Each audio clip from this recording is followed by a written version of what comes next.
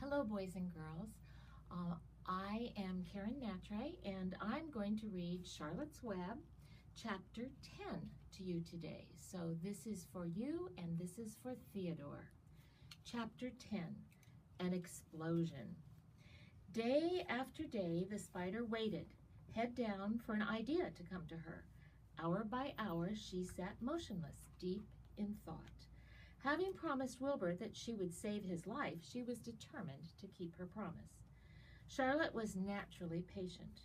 She knew from experience that if she waited long enough, a fly would come to her web, and she felt sure that if she thought long enough about Wilbur's problem, an idea would come to her mind. Finally, one morning toward the end of July, the idea came. "Why, how perfectly simple," she said to herself. "The way to save Wilbur's life is to play a trick on Zuckerman. If I can fool a bug," thought Charlotte, "I can surely fool a man. People are not as smart as bugs." Wilbur walked into the yard just at that moment. "What are you thinking about, Charlotte?" he asked. "I was just thinking," said the spider, "that people are very gullible." "What does gullible mean?" "Easy to fool," said Charlotte. "That's a mercy," replied Wilbur as he lay down in the shade of the fence and went fast asleep. The spider, however, stayed wide awake, gazing affectionately at him and making plans for his future. Summer was half gone. She knew she didn't have much time. That morning, just as Wilbur fell asleep, Avery Arable wandered into the Zuckerman's front yard, followed by Fern. Avery carried a live frog in his hand. Fern had a crown of daisies in her hair. The children ran for the kitchen. "Just in time for a piece of blueberry pie," said Mrs. Zuckerman. "Look at my frog," said Avery, placing the frog on the drain board and holding out his hand for pie. "Take that thing out of here," said Mrs. Zuckerman. "He's hot," said Fern. "He's almost dead, that frog." "He is not," said Avery. "He lets me scratch him between the eyes." The frog jumped and landed in Mrs. Zuckerman's dishpan full of soapy water. "You're going to get pie on you," said Fern. "Can I look for eggs in the hen house, Aunt Edith?" "Run outdoors, both of you, and don't bother the hens." "It's getting all over everything," shouted Fern. "His pie is all over his front." "Come on, frog," cried Avery. He scooped up his frog. The frog kicked, splashing soapy water onto the blueberry pie. "Another crisis," groaned Fern. "Let's swing in the swing," said Avery. The children ran to the barn. Mr. Zuckerman had the best swing in the county. It was a single long piece of heavy rope tied to the beam over the north doorway. At the bottom of the rope was a fat knot to sit on. It was arranged so that you could swing without being pushed. You climbed a ladder to the hayloft, then holding to the rope, you stood at the edge and looked down and were scared and dizzy. Then you straddled the knot so that it acted like a seat. Then you got up your nerve, took a deep breath, and jumped. For a second, you seemed to be falling to the barn floor far below. But then suddenly the rope would begin to catch you, and you would sail through the barn door, going a mile a minute, with the wind whistling in your eyes and ears and hair. Then you would zoom upward into the sky and look up at the clouds, and the rope would twist, and you would twist and turn with the rope. Then you would drop down, down, down out of the sky and come sailing back into the barn, almost into the hayloft, and then sail out again, not quite as far this time. Then in again, not quite as high, then out again, then in again, then out, then in, and then you'd jump off and fall down and let someone else try it. Mothers for miles around worried about Zuckerman's swing. They feared some child would fall off, but no child ever did. Children almost always hang on to things tighter than their parents think they will. Avery put the frog in his pocket and climbed to the hayloft. "The last time I swang in this swing, I almost crashed into a barn swallow," he yelled. "Take that frog out," ordered Fern. Avery straddled the rope and jumped. He sailed out through the door, frog and all, and into the sky, frog and all. Then he sailed back into the barn. "Your tongue is purple," screamed Fern. "So is yours," cried Avery, sailing out again with the frog. "I have hay inside my dress. It itches," called Fern. "Scratch it," yelled Avery as he sailed back. "It's my turn," said Fern. "Jump off." "Fern's got the itch," sang Avery. When he jumped off, he threw the swing up to his sister. She shut her eyes tight and jumped. She felt the dizzy drop, then the supporting lift of the swing. When she opened her eyes, she was looking up into the blue sky and was about to fly back through the door. They took turns for an hour. When the children grew tired of swinging, they went down toward the pasture and picked wild raspberries and ate them. Their tongues turned from purple to red. Fern bit into a raspberry that had a bad-tasting bug inside it and got discouraged.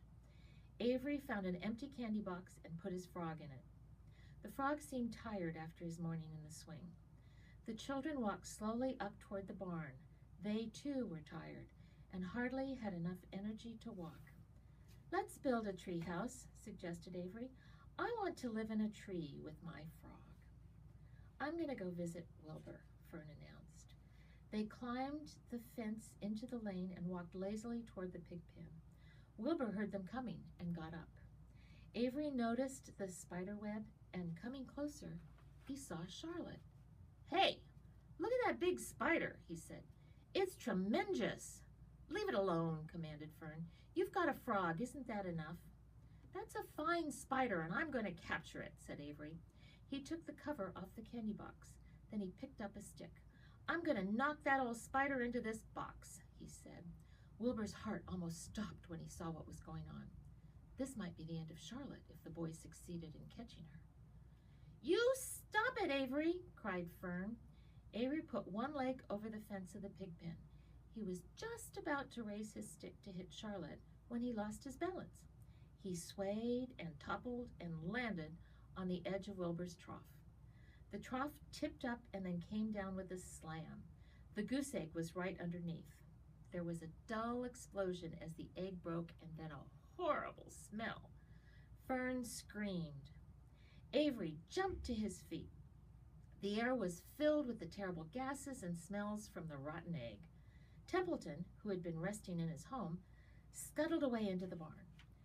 "Good night," screamed Avery. "Good night, what a stink. Let's get out of here." Fern was crying. She held her nose and ran toward the house. Avery ran after her, holding his nose. Charlotte felt greatly relieved to see him go. It had been a narrow escape. Later on that morning, the animals came up from the pasture, the sheep, the lambs, the gander, the goose, and even the 7 goslings.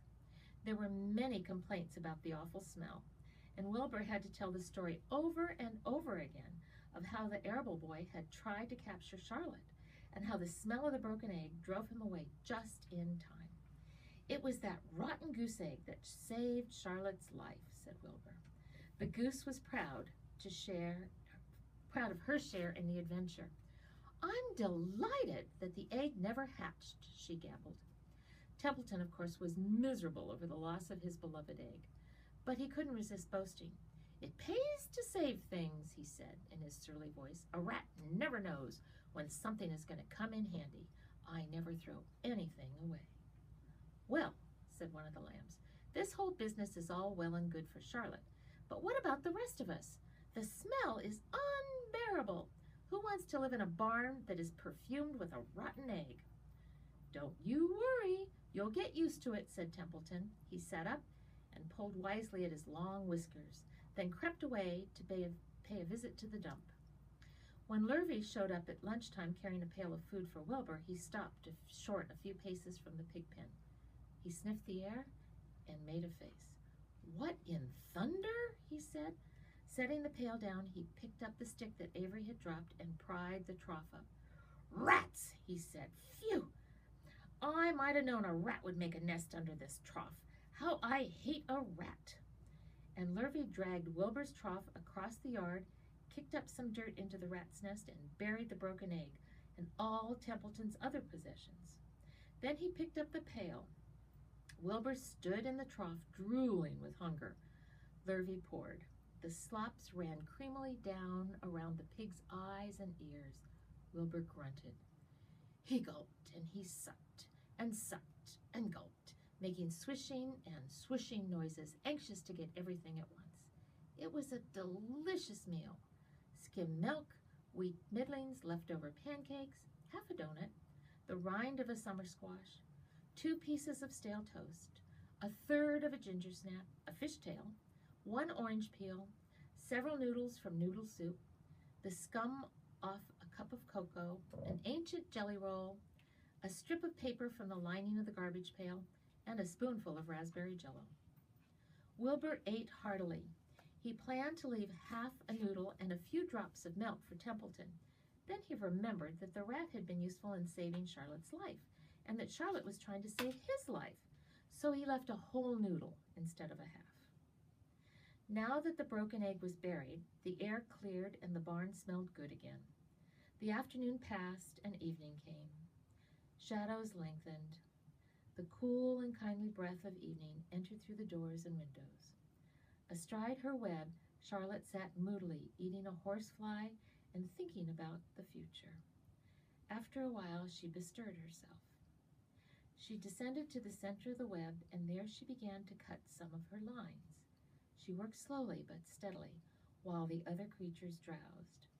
None of the others, not even the goose, noticed that she was at work. Deep in his soft bed, Wilbur snoozed. Over in their favorite corner, the goslings whistled a night song. Charlotte tore quite a section out of her web, leaving an open space in the middle. Then she started weaving something to take the place of the threads she had removed. When Templeton got back from the dump around midnight, the spider was still at